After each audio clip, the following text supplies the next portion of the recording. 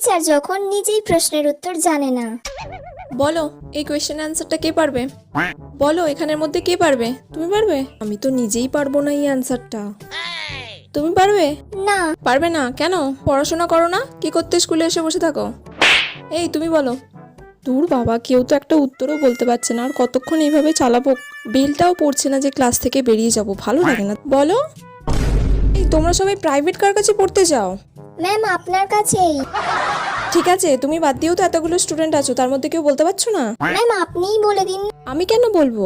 আমি বললে তো তোমরা সবাই এমনিই জেনে যাবে। তাহলে তোমরা কি করো বাড়িতে?